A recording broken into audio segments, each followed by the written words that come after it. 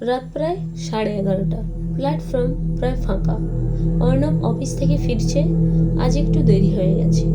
সে জানে আর একটা ট্রেন আছে, শেষ ট্রেন, যেটি ধরতে না পারলে কোনোভাবেই বাড়ি পৌঁছানো যাবে না।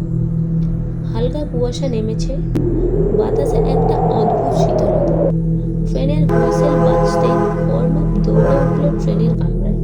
কামরাটা প্রায় ফাঁকা, শুধু এক কোণে এক বৃদ্ধা মহিলা বসে আছেন সাদা শাড়ি পরে। অর্ণব সামনের সিটে বসল। ট্রেন চলা শুরু করতেই সে খেয়াল করল পুরো কামরায় কোনো শব্দ নেই। বৃদ্ধা ধীরে ধীরে অর্ণবের দিকে তাকালেন। তার মুখে একরকম শান্ত হাসি, কিন্তু চোখ দুটো অদ্ভুত ফ্যাকাশে। অর্ণব একটু ভয় পেলেও সাহস করে বলল, আপনি কোথায় নামবেন? বৃদ্ধা মৃদু স্বরে বললেন, তুমি যেখানেই নামবে আমিও সেখানেই নামব। অর্ণব চমকে উঠল। মানে? বৃদ্ধা কোনো উত্তর দিলেন না, শুধু জানালার বাইরে তাকিয়ে থাকলেন। ট্রেন তখন একটি স্টেশনে থামল।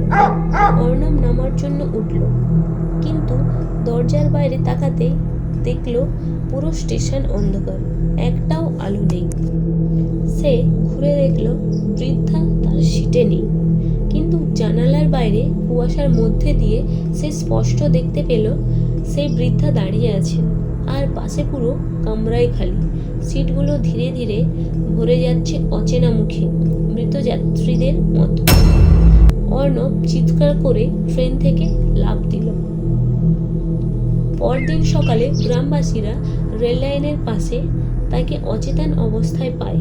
পুলিশ জানায় ওই ট্রেনটা আসলে 2 বছর আগেই লাইনচ্যুত হয়ে ট্রেন দুর্ঘটনায় কবলে পড়েছিল, এবং সেই দুর্ঘটনায় বহু যাত্রী মারা গিয়েছিল। আর অর্ণব আজও মাঝরাত্রে স্টেশনের প্ল্যাটফর্মে কেউ কেউ নাকি তাকে একা বসে থাকতে দেখেছিল শেষ ট্রেনের অপেক্ষায়।